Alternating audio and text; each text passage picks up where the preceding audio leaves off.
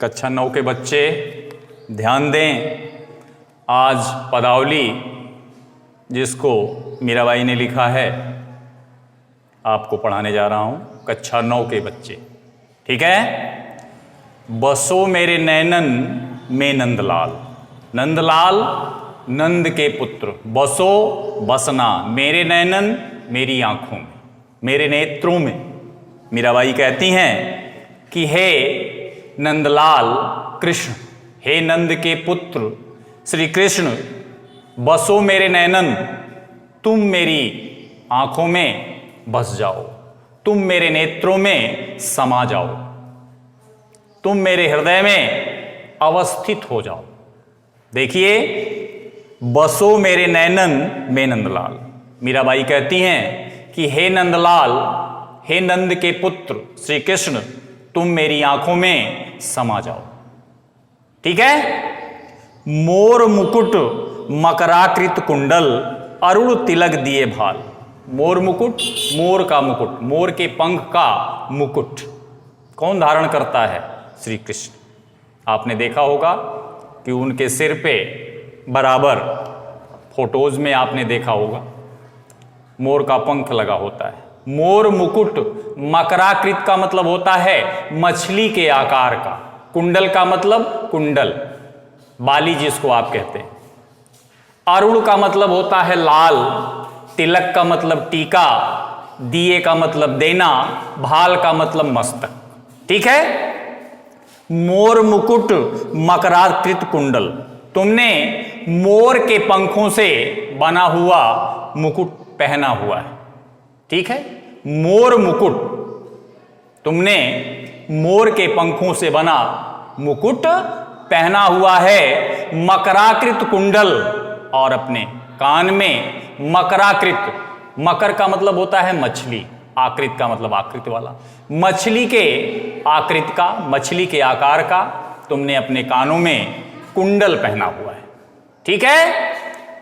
भाल, अपने मस्तक पर अरुण तिलक, लाल तिलक लगाया हुआ है। अरुण तिलक दिए भाल, तुमने अपने मस्तक पर लाल तिलक लगाया हुआ है, ठीक। मोहनी मूर्ति, हे कृष्ण, तुम्हारा रूप मोहनी, मन को मोहने वाला है। मूर्त का मतलब रूप। हे कृष्ण, मूर्ति, तुम्हारा रूप, तुम्हारा स्वरूप मोहनी, मन को मोहने वाला है। श्यामर सूरत, तुम श्याम रंग के हो, तुम श्यामल श्यामल हो, ठीक है। नैना बने विशाल, बड़ी बड़ी, तुम्हारी बड़ी बड़ी आंखें बहुत ही सुंदर लगती हैं, बहुत ही शोभित हैं, शोभायमान, ठीक है।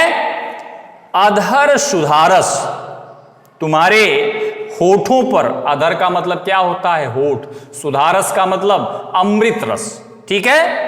अधर सुधारस मुरली राजत, मुरली तुम्हारे होठों पर, अधर तुम्हारे होठों पर, सुधारस मुरली अमृत रस से सनी हुई बांसुरी। फिर से देखिए, अधर सुधारस मुरली राजत, राजत का मतलब होता है सुशोभित होना। तुम्हारे होठों पर अमृत रस से सींची हुई या अमृत रस से सनी हुई बांसुरी सुशोभित, ठीक है। राजत का मतलब होता है सुशोभित, सुंदर लगना, ठीक है। उर बैजंती माल, उर का मतलब तुम्हारे वक्षस्थल पर वैजंती की माला शोभायमान हो रही, शोभित हो रही।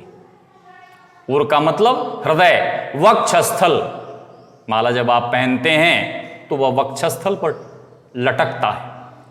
फिर से देखिए, अधर सुधारस मुरली राजत, तुम्हारे होठों पर अमृत रस बरसाने वाली मुरली राजत, मुरली बांसुरी शोभित हो रही, शोभायमान है। उर वैजंती माल, और तुम्हारे वक्षस्थल पर वैजंती की माला सुशोभित हो रही।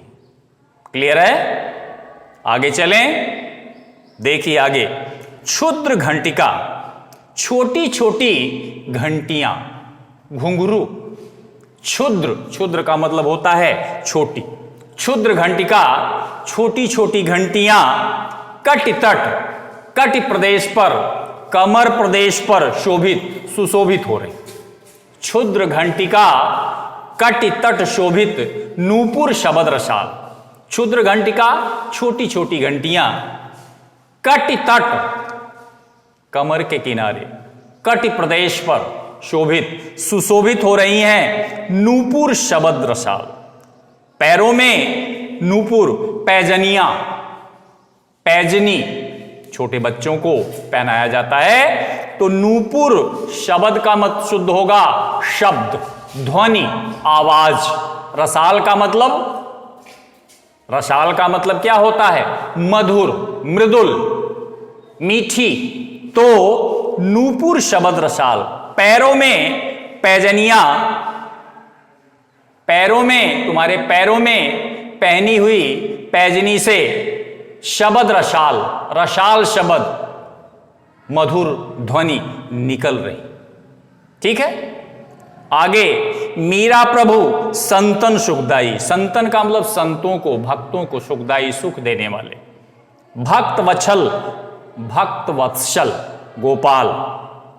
मीरा प्रभु संतन सुखदाई, मीरा के प्रभु गोपाल, गोपाल लास्ट में आया हुआ है। मीरा प्रभु गोपाल संतन सुखदाई, ऐसे आप कर दीजिए। मीरा के प्रभु गोपाल कृष्ण संतन सुखदाई, संतों को सुख देने वाले, तथा भक्त वत्सल, भक्तों से वत्सल, प्यार, प्रेम। मां का जो प्यार अपने बच्चों के लिए होता है उसको वात्सल कहते हैं, और वत्सल का मतलब भी प्रेम होता है। ठीक, तो मीरा प्रभु संतन सुखदाई, या संतन, गोपाल संतन सुखदाई। मीराबाई कहती हैं मीरा के प्रभु गोपाल संतन सुखदाई, संतों को सुख देने वाले हैं। भक्त वत्सल, और अपने भक्तों से वत्सल, वत्सल प्यार करने वाले हैं, स्नेह करने वाले हैं। क्लियर है? ठीक है, आगे चलिए। पायो जी मह तो राम रतन धन पायो। मह का मतलब होता है मैं, पायो का मतलब पाना। राम रतन धन, राम रूपी रत्न, राम का नाम, हृदय में प्रभु के प्रति आस्था का जागृत होना, वह एक ऐसा धन है जो कभी समाप्त नहीं होता। आगे मीराबाई ने बताया है कि पायो जी मह तो राम रतन धन पायो। मीराबाई कहती हैं कि मैंने राम रूपी रत्न को प्राप्त कर लिया है, राम रूपी अमूल्य रत्नों को प्राप्त कर लिया है। ठीक है, वस्तु अमोलक दी मेरे सद्गुरु। अमोलक का मतलब अमूल्य, जिसका मोल न हो, जिसे खरीदा न जा सके। तो देखिए आप, वस्तु अमोलक दी मेरे सद्गुरु। उन्होंने मुझे राम नाम की अमूल्य निधि दे दी है। मेरे सद्गुरु ने मुझे राम नाम की अमूल्य निधि दे दी, रत्न दे दिया है, खजाना दे दिया है। कृपा कर अपनायो। मेरे सद्गुरु ने कृपा करके मुझे अपना लिया है, मुझे अपना बना लिया है। ठीक है, आगे चलिए। जन्म जन्म की पूंजी पाई, इसे पाकर ऐसा लगता है जैसे मैंने जन्म जन्मांतर की पूंजी प्राप्त कर ली। देखिए आप, जन्म जन्म की पूंजी पाई। मीराबाई कहती हैं कि इसे पाकर मुझे ऐसा लगता है कि जैसे मैंने जन्म जन्मांतर की पूंजी प्राप्त कर ली। ठीक है, और जग में सभी ख्वायो। और मैंने, ख्वायो का मतलब क्या है? ख्वायो का मतलब इस संसार की जितनी भी नश्वर चीजें हैं उससे मैंने मुक्ति पा लिया है। माया मोह के बंधन से मैं दूर हो गई हूं। तो देखिए आप, जग में सभी खुआयो और संसार की नश्वरता और संसार की नश्वर वस्तु और झूठे सुखों का मैंने त्याग कर दिया है। मैंने इस संसार की नश्वर वस्तुओं और झूठे सुखों का त्याग कर दिया है। उसी को मीराबाई ने कहा कि जग में सभी खुआयो। इस संसार की जितनी भी नश्वरशील चीजें हैं, नष्ट होने वाली चीजें हैं, मिथ्या जो सुख है, इसका मैंने परित्याग कर दिया। और ये सच है कि जब तक व्यक्ति इन सब चीजों का परित्याग नहीं करता वह ईश्वर के समीप नहीं जा सकता। ठीक है, आगे देखिए, खर्चे नहीं कोई चोर न लेवे। राम नाम रूपी यह रत्न जिसे मेरे सद्गुरु ने मुझे दिया है, यह कभी भी समाप्त नहीं हो सकता है। खर्चे नहीं कोई को, ठीक है, इसे खर्च नहीं किया जा सकता है। हम चाहे जितना भी इसे खर्च करने का प्रयास करें, परंतु यह खर्च या समाप्त नहीं होता। दिन दिन बढ़त सवायो, यह दिन दूना और रात चौगुना बढ़ता ही रहता है। इसे नष्ट नहीं किया जा सकता, इसे समाप्त नहीं किया जा सकता, इसे खर्च नहीं किया जा सकता। आगे, सत की नाव खेवटिया शतगुर।